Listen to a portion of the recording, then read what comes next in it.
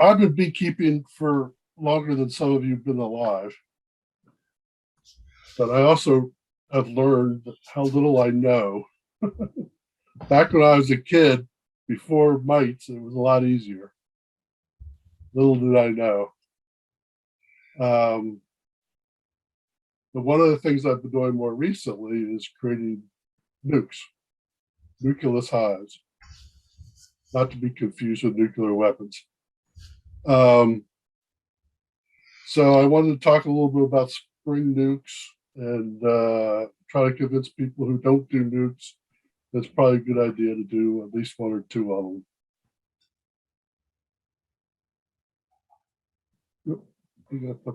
So, did you know before Mike, like, was it uncommon to lose a hive over the winter? Did they all? Was it like more typical that they all survived, or were there still people that lost hives over the winter? I would still lose some to starvation, and I've been doing the blanket technique that people have been using recently with. I have a shim on. I take the cover and inner cover off. I put a shim on that I could put some sugar or fondant in. And above that, I have another shim that's got insect screen on the bottom and wood chips in it. And that helps absorb moisture. When I was younger, I put little twigs under the inner cover to help ventilate some.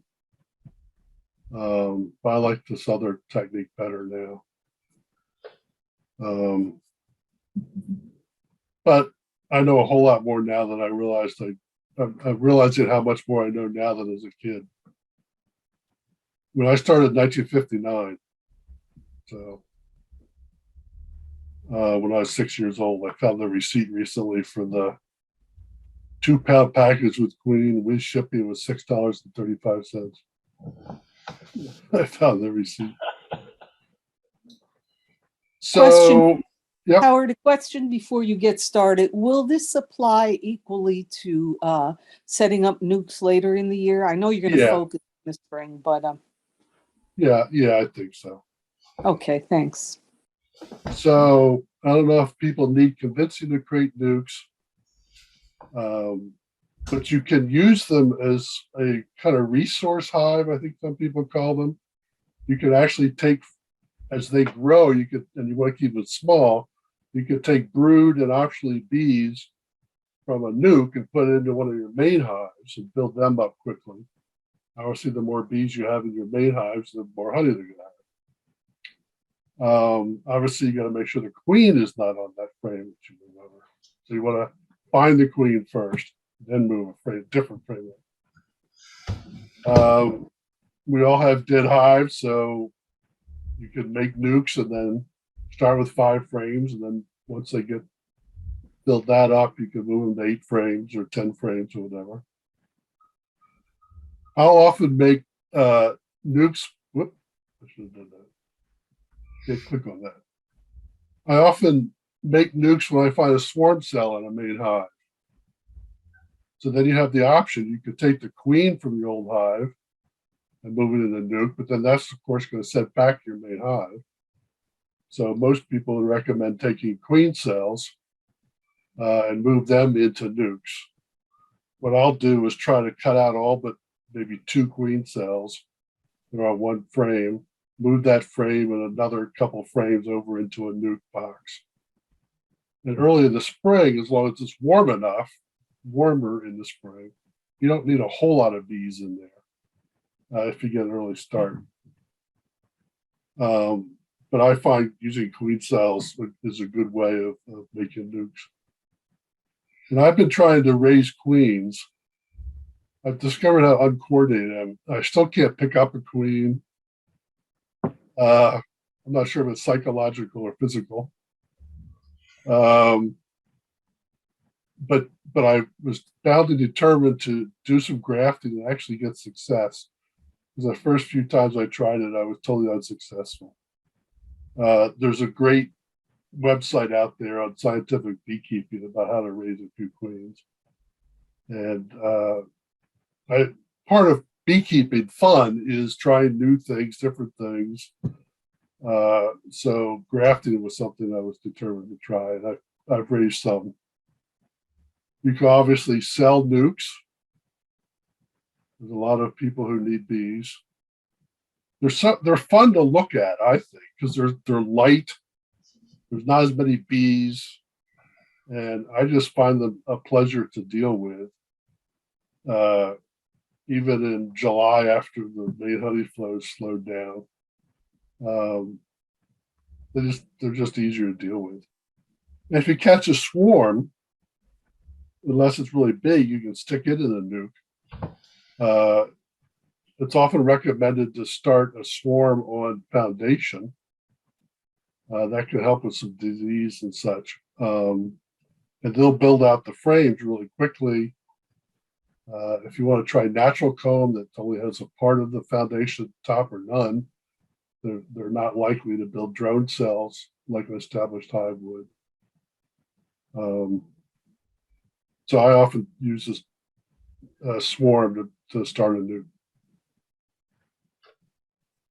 So of course, if you're going to make a nuke, you got to have a queen.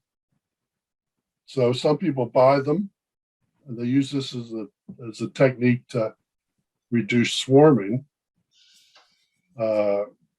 because they're going to take 3-4 frames out of their hive, weaken your initial hive early in the spring, put a new queen in there that they bought, and that'll reduce the size, obviously, of the main hive enough to help reduce the chances of swarming. Now, Chester County Beekeepers raises queens now under George guidance. And, so you can wait for one of those queens, which are good, very good queens. And as I said earlier, you can use a swarm cell. And here's the link for that scientific beekeeping I mentioned, to raise 5 queens or so. Now, one of the challenges, I think, when you make up a nuke is if you keep your bees at your current apiary, this is the second bullet here, if you put 3 or 4 frames of bees in there and you come back the next day, a lot of those bees are left. They went back to the main hive.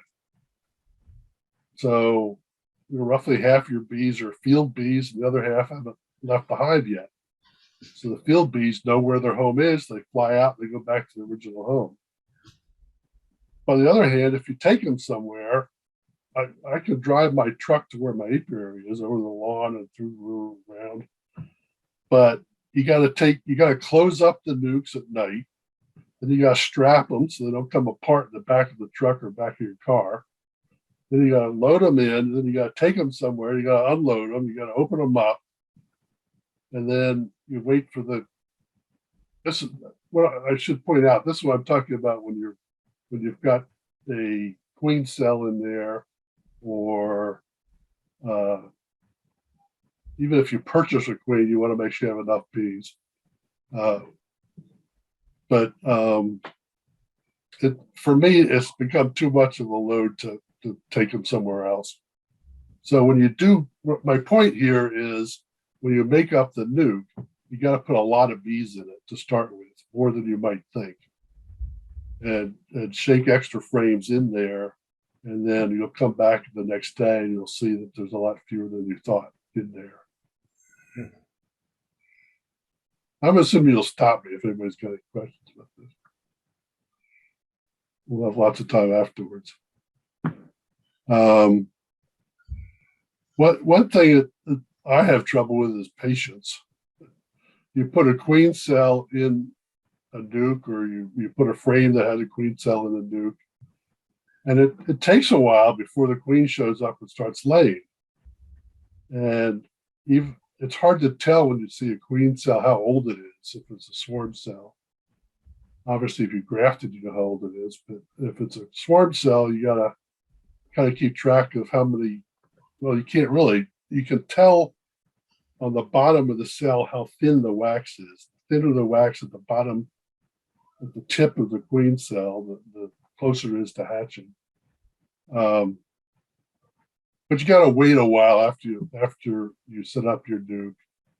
it's best not to disturb a nuke when they got a new queen, a virgin queen. But it takes several days after she hatches, before she goes out and mates, several more days before she starts laying eggs, several more days before I can see the larva. So you got to be patient, and that's hard. But on the other hand, not all the queens make it back from mating. So if you wait too long, you find out that the hive is hopelessly queenless. So, final is give it a try. So, have you guys? Have some of you made up? I'm sure John has made up lots of nukes. I'd like to hear experiences of other people, and if anybody's got something to disagree with what I said, or any other comments anybody has. I have a question for you, if you don't mind. Sure. If you're using a nuke to strengthen other colonies, do you just rotate frames in and out as the queen fills them with brood? Yes.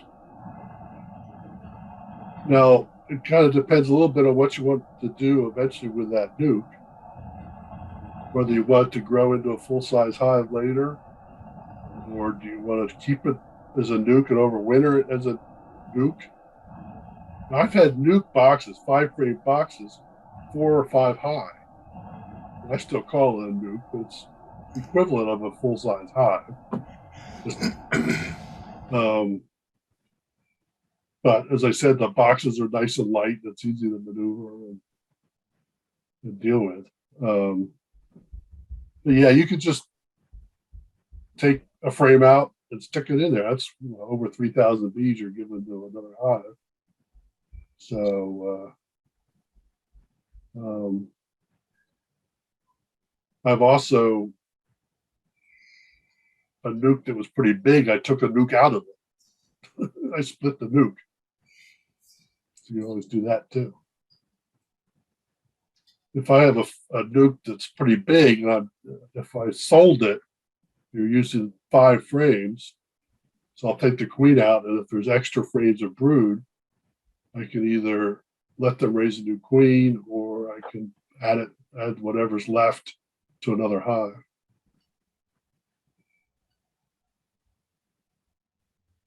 Thank you. Yep.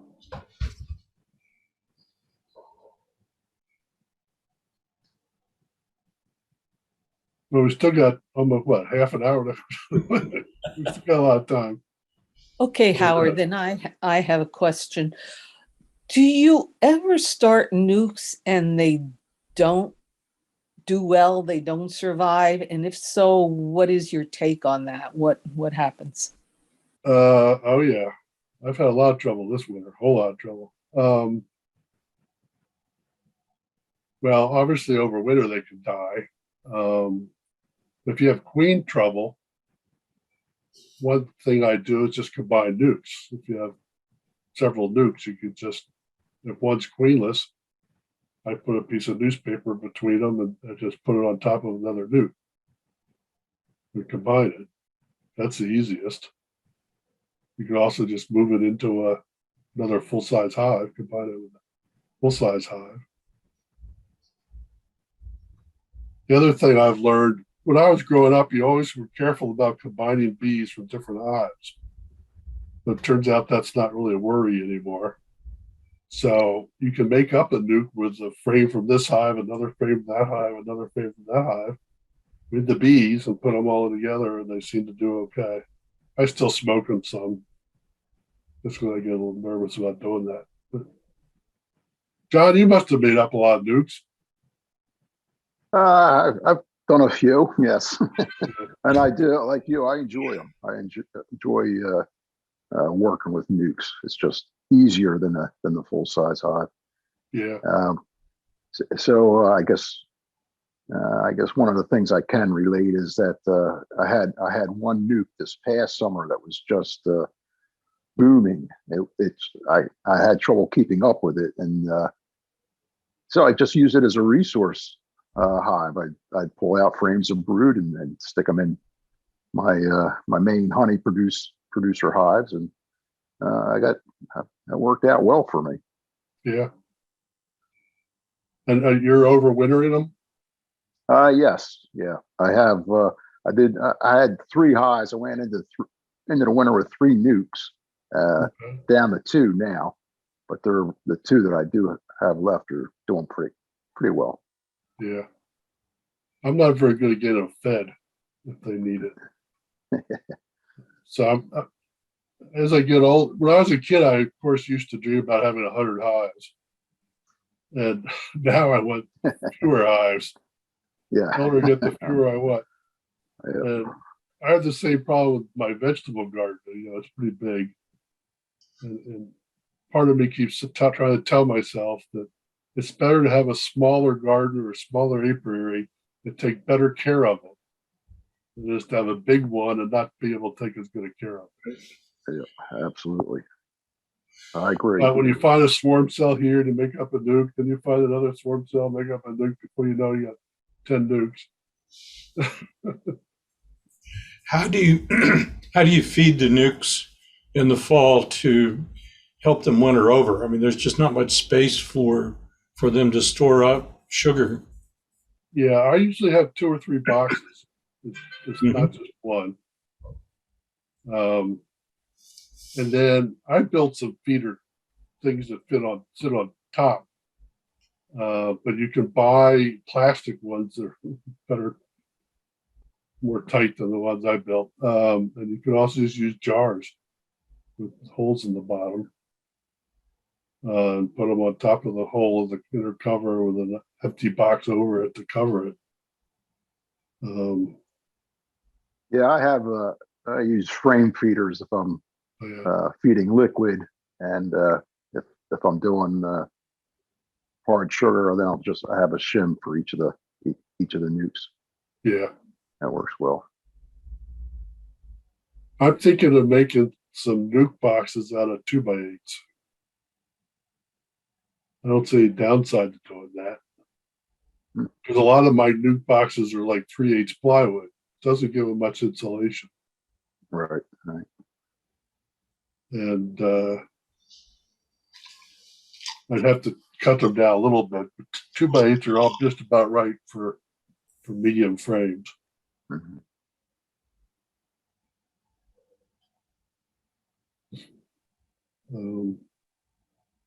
What else would anybody like to talk about? Okay, Howard, to get back to my question about nukes not surviving. Yeah. If it's not an overwintering problem, what do you think is most likely to cause a nuke to fail during the year? During the year, queen issues. Where did the queen come from? One of the things that can be hard is if you're raising your own queens, some of them might not be very good. And that means you have to kill her, which is always tough. And then either merge the hive with another nuke or give them a new queen cell. There's always mites, of course. People in our area now run into more small hive beetles than we used to. I usually think of them as more of a symptom of a problem. Yeah, one thing with nukes is you have to keep up with overcrowding so they don't swarm out on you and Right. deplete themselves. I've had that issue. Yep. That can obviously happen. Yep. Yep. Especially late season swarms. That happened to me recently. I guess that could have been what my problem was. I thought I was finally going to have a successful nuke last year and got to, I don't know, June or so, and it was really doing well. And then all of a sudden, it just started dwindling, and died out. So maybe it swarmed. Yeah. Yeah. It didn't get a new queen. Yeah. Yeah. All right. Thanks. The replacement queen may have been poorly mated. And All right. yeah. All right, thanks. Yeah.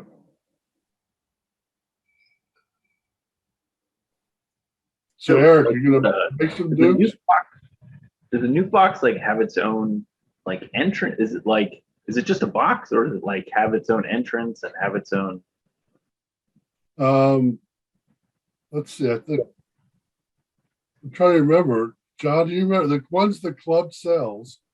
We get them from Forest Hill. Like they have a separate bottom, don't they? Or they? Yes. Have a separate bottom board. Yeah. The ones the club sells, are solid bottoms. I couldn't remember. And- So it's just like, yeah, I think you're right. So it's just like a regular hive except smaller. Right. Yep. 5 frames instead of 8 or 10. Yeah. But some people even have 2-frame nukes and 3-frame nukes. And the other option is to take a regular size box and put a divider down the middle. It needs to be fairly bead tight and have a nuke on either side. As I Okay, said, Howard, Yep. I have another question then. You said you pile the boxes like 2 and 3 on one, layers. That sounds unstable to me. And I know you said you wrap them. Would it be advisable then to, like put 2 nuke colonies beside each other for stability? I haven't had any trouble as long as your base is pretty level. I like to do that for the winter. I try to push them together just so they share heat, Right. shelter each other a little bit. Would there be any reason not to try to raise 2 nuke colonies next to each other? I mean, would there be, No, Robin? I don't think there'd be a lot of drifting or anything, so I think you'd be fine. Okay, thanks again. So since we have time, I'll tell my silly little story. Back, our club used to meet indoors at the Borough Hall in Westchester. And at one meeting, the president of the company was talking about going to a session in Philadelphia, I think it was, talking about nukes. And after a little while, this guy raises his hand and said, "Sorry, who are you?" She realized she had introduced herself. So she introduced herself. And the guy stood up and said, "I'm sorry, I think I'm in the wrong meeting." And he left. And then when we had a break, he was there. The other organization must have had a break too. And he said he was there to have a discussion about the Second Amendment.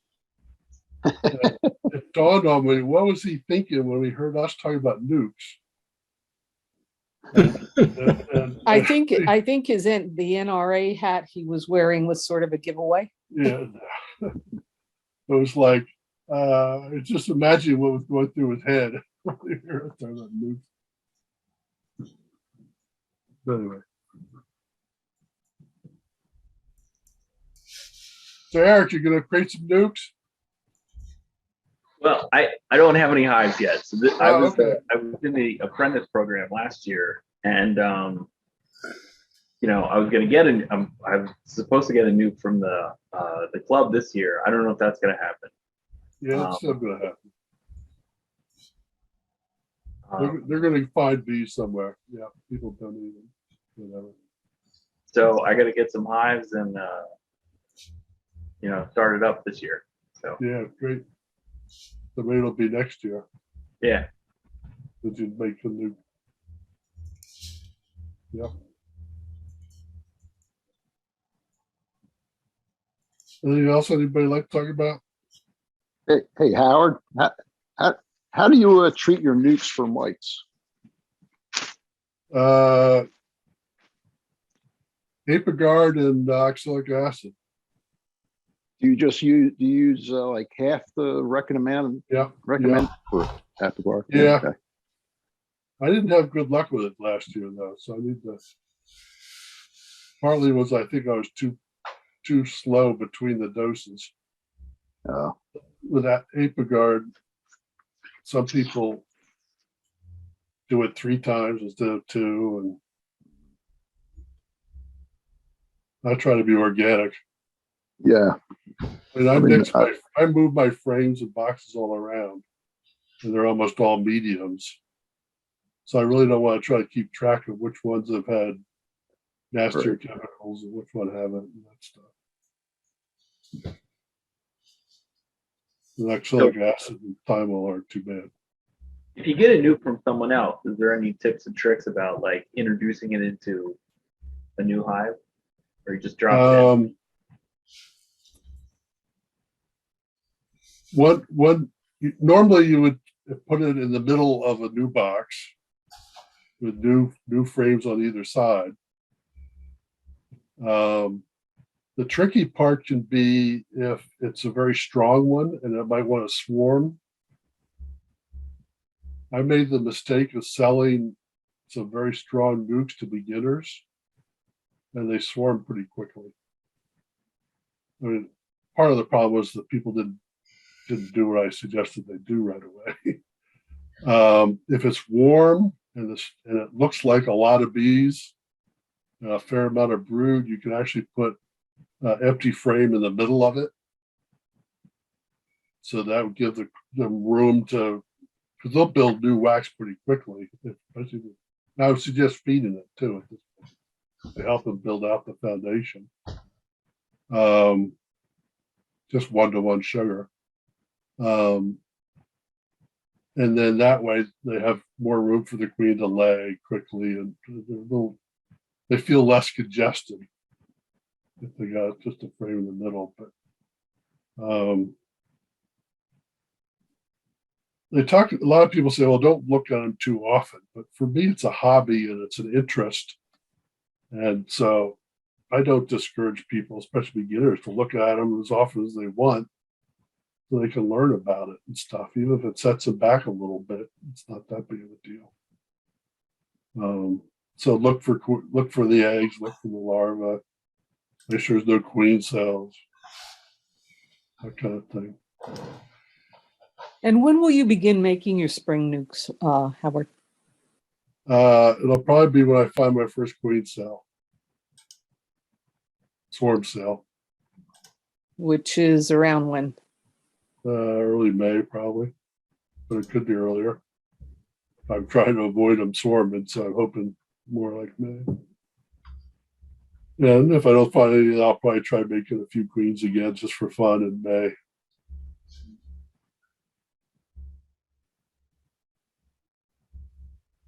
Yeah, I was thinking of starting as soon as I start seeing drones.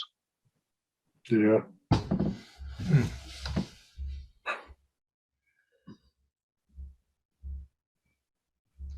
I've discovered I'm a lot more conservative than most people about temperature and such. Paul's in there. He must be pulling frames when it was pretty chilly by my definition to see if there's brood. It's got to set them back. Because if there's brood, it's got to be 90-some degrees in there. You'll pull a frame out in 50-degree weather. It takes a lot of effort to get it back up to 90. So I usually don't open it up till at least mid-60s or something before I pull frames out. I'm more conservative.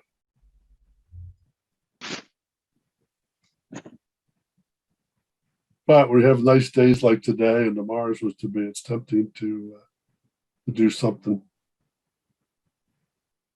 The first things I do in the spring is when I take the boxes apart is take any empty boxes at the bottom off the hive, clean the bottom board, then I put a cleaned up new box at the bottom, and then the boxes with the bees on top of that, because I don't want the bees too close to the bottom board in the early spring, just because I think it's too cold for them.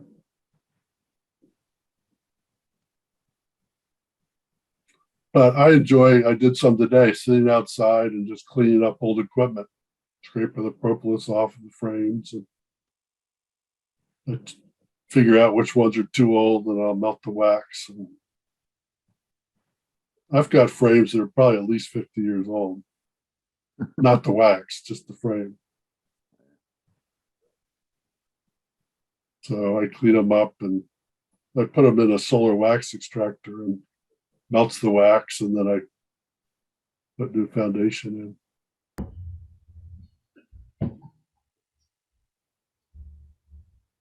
How often do you like? How old does the frame have to get before you just clean it off? I judge it by how many drone cells there are in it. If it's a whole lot of drone cells, and if it's really black, every time there's a bee hatch, the cell gets a little smaller because it spins a little cocoon. So if the cells look really little, I'll do it. And they say I'm trying to do it more frequently than I used to because a wax that can absorb chemicals. So if the bees come back from some field that was sprayed with something, I try to clean that out. So I kind of go by the color of the wax. If it's really dark, I'll get rid of it.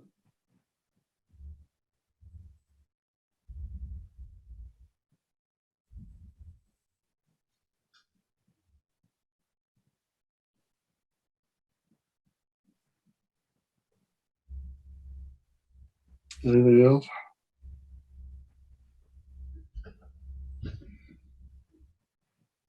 Well, it'll be exciting times. Spring beekeeping is the most fun time. In the fall, I don't like it because you're dealing with mites and you're trying to feed if you need to. And that's not as much fun as pulling out a fresh frame full of white wax and full of drone, full of brood and honey. Howard, do you find that the nukes are generally calmer, friendlier I than the think large? so. Just because there are fewer bees for one thing. Mhm. So yeah, I definitely do. All right. I wondered about that. Thank you. I know Ernie in our club, I think he does all nukes. I don't think he does anything but nukes. And as one's back gets older, it helps too.